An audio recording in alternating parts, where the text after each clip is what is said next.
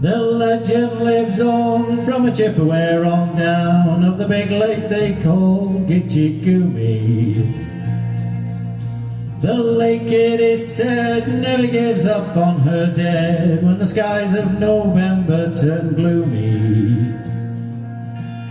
With a load of iron ore, 26,000 tons more than the Edmund Fitzgerald weighed empty. That good ship and true was a bone to be chewed when the gales of November came early. The ship was the pride of the American side, coming back from some mill in Wisconsin. As big freighters go, she was bigger than most, with a crew good and captain well seasoned. Concluding some terms with a couple of steel firms when they left fully loaded for Cleveland. When later that night, when the ship's bell rang, it could be the north wind they're feeling.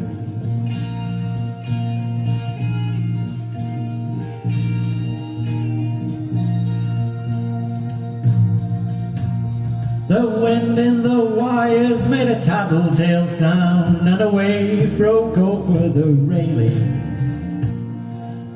And every man knew, as the captain did too, was the witch of November came a-stealing. The dawn came late and the breakfast had to wait when the gales of November came slashing. When afternoon came, it was a freezing rain in the face of a hurricane west wind.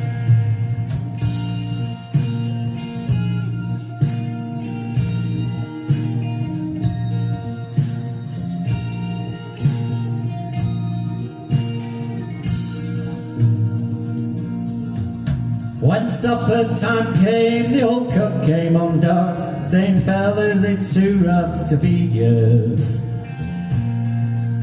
At 7 p.m. the main hatchway caved in. He said, "Fellas, it's been good to know you."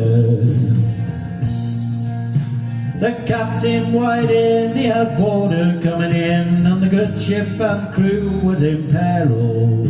And later that night, when its lights went out of sight, came the wreck of the Edmund Fitzgerald.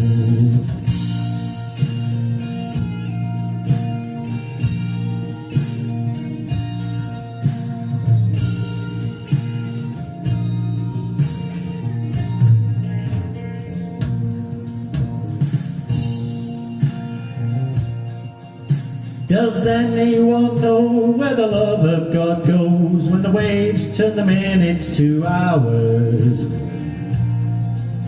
The searchers all say they'd have made Whitefish Bay if they'd put 50 more miles behind her.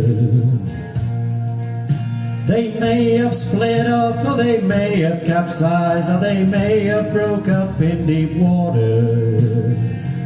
All that remains is the faces and names, and the wives and the sons and the daughters.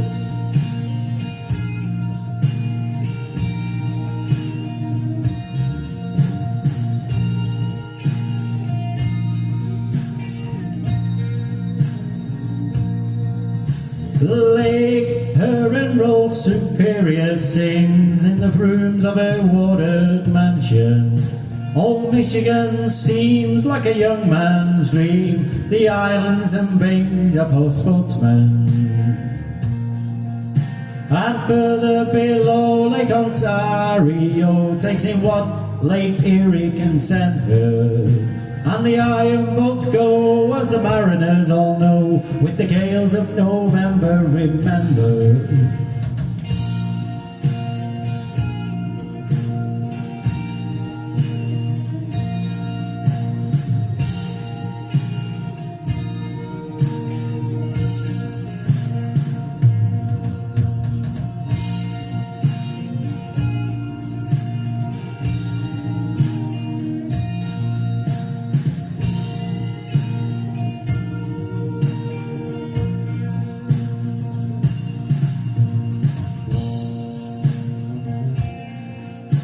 In a musty old hall in Detroit they played in the Maritime Sailors Cathedral.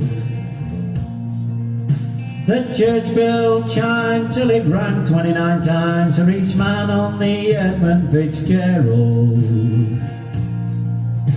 The legend lives on from a Chippewa on down of the big lake they call Gitchigumi. Superior, they say, never gives up her dead when the gales of November come early.